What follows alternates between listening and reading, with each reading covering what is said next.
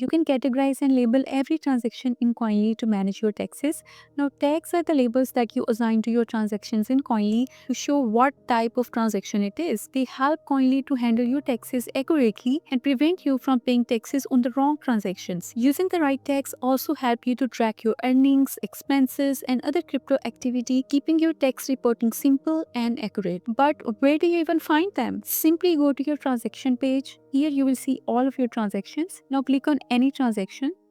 Now click on edit.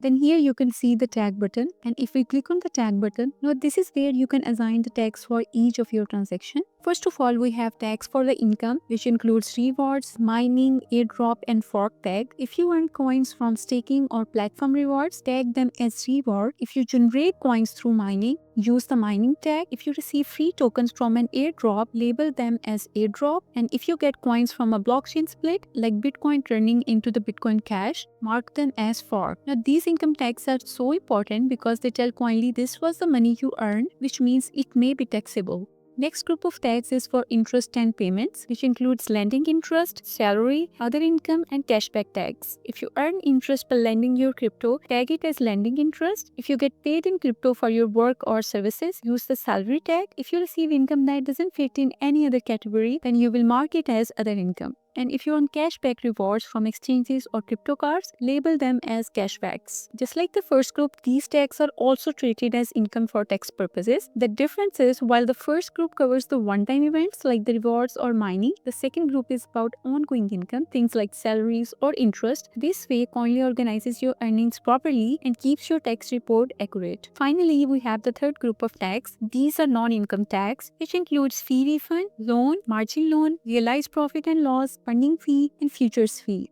Now, if you get fees refunded from an exchange, tag it as fee refund. If you borrow crypto, tag it as a loan. If you borrow on margin, use margin loan. If you close a trade and either make a profit or take a loss, tag it as realized profit and loss. And if you pay a funding cost on futures, mark it as a funding fee. If you pay normal futures trading cost, use the futures fee tag. These non-income tags aren't counted as income in Koinly, which means you won't pay taxes on transactions that don't represent real earnings. Use these tags to keep your tax report correct, fair, and aligned with your actual taxable activity. And that's it. Now you know all the tags in Koinly, what they mean, and how they affect your taxes. Use these tags to manage your taxes and maintain accurate tax reports.